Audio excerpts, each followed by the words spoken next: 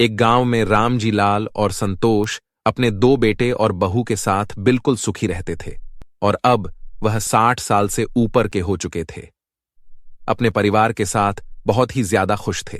वह दोनों ही अपने दो पोते और एक पोती के साथ खूब हंसी मजाक करते, उन्हें अच्छी अच्छी कहानियां भी सुनाते थे।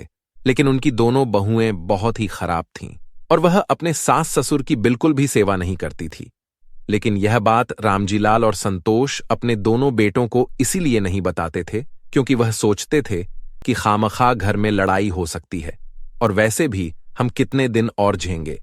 लेकिन एक दिन तो उनकी एक बहू ने बिल्कुल हद ही कर दी। दोपहर के 3 बज गए लेकिन उसने उनको खाना भी नहीं दिया, और जबकि उनकी दोनों बहुएं और बच्चों ने कब का ही खाना खा लिया था। अब बेचारा रामजीलाल और संतोष अंदर कमरे में भूखे ही बैठे हुए थे। लेकिन जब उनका पोता उनके पास आया तो उसने फटाक से पूछा, दादाजी और दादी जी, आज आप दोनों ने खाना क्यों नहीं खाया? तो उसके दादा रामजीलाल ने अपने दुखी मन को छुपाते हुए कहा, बेटा, तेरी दादी और मैं तो पहले ही खाना खा लिया। उस वक्त तू खेलने गया हुआ था। इतने में ही दूसरे कमरे से उसकी मां आ जाती है और अपने सास ससुर से कहती है, क्या भड़का रहे हो मेरे बेटे को?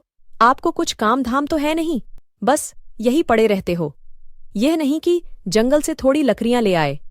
दुनिया के सभी सास ससुर दिन भर काम करते हैं, मगर आप दोनों यहीं पड़े रहते हो। बहू सास ससुर से इस तरह बात करते हैं। पूरे गांव में इस तरह किसी की भी बहू अपने सास और ससुर से बात नहीं करती होगी। इतना सुनते ही उसकी बहू और भी भड़क गई। अब तो उसने आसमान सिर पर उठा लिया और सास ससुर से लड़ाई करते करते उसे दिन से रात हो गई। अब उनके पति भी अपने काम पर से घर आ गए थे। तभी उन्होंने भी घर में लड़ाई होते देखा तो पत्नी से पूछा, क्या हुआ? पत्नी ने भी 2 की 4 लगा दी। तभी दोनों बेटों ने गुस्से में अपने माता पिता को न जाने क्या क्या बुरा भला कह दिया। तो रामजी लाल ने भी अपने बेटों से कहा, बेटा, तुझे पता नहीं कि आज बहू ने हमें खाना भी नहीं दिया और यह रोज ही हमसे कुछ ना कुछ उल्टा सीधा कहती रहती है। तभी इस बात पर उसकी बहू चिल्लाते हुए कहती है, हाँ, तुम सबको मैं बुरी लगती हूँ। ऐसा करती हूँ कि मैं ही इस घर से निकल जाती हूँ। तो पत्नी का ऐसा ड्रामा देखकर दोनों बेटों ने अपने माता पिता से कहा, पिताजी, अगर तुम्हारी बहू ने तुम्हें एक दिन खाना नहीं भी दिया तो मर नहीं जाओगे।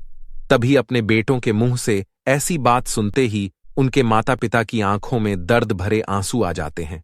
अब रामजीलाल और संतोष बिल्कुल ही टूट चुके थे और अब तो वह रोज ही अपने पत्नी के कहने पर अपने माता पिता को कुछ न कुछ उल्टा सीधा कहते ही रहते थे।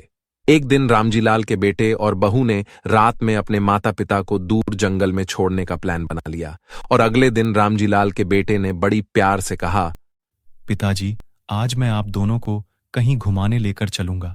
तो उनका बेटा रात के समय कच्ची नींद में ही अपने माता पिता को उठाता है और अपने साथ एक बैलगाड़ी में बिठाकर ले जाता है। वह गांव से बहुत दूर एक जंगल में लेकर जाता है। तो उनका बेटा सोचता है कि मैं अपने माता पिता को यहीं छोड़ देता हूं। यहां तो कई जंगली जानवर भी होंगे और वह कल तक तो इन्हें खाकर खत्म कर देंगे। तो वह अपने माता पिता से कहता है, पिताजी, आप थोड़ी देर यहां पर बैठिए, मैं आता हूं। यह बात सुनकर रामजीलाल की आंखों में आंसू आ जाते हैं और वह सब समझ जाते हैं। लेकिन अब वह कर भी क्या सकते थे। तभी वह दोनों वहीं एक जगह पर बैठ जाते हैं और अपने बेटे से कहते हैं, बेटा, जब तक तुम नहीं आओगे तब तक हम यहीं बैठे रहेंगे, जिंदा या मुर्दा। लेकिन उनके बेटे को अपने माता पिता को अकेले छोड़ने में थोड़ी भी शर्म नहीं आई। अब उनका बेटा अपने घर पहुंच जाता है, लेकिन जब वह अपने घर पर पहुंचता है तो सामने उसका 8 साल का छोटा बेटा खड़ा होता है। उसे देखकर रामजीलाल का लड़का चौंक जाता है।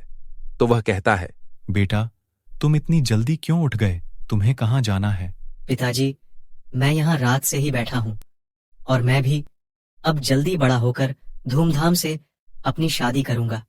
और जैसे आप दादाजी से उल्टा सीधा कहते हैं, वैसे मैं भी आपसे खूब उल्टा सीधा कहूंगा।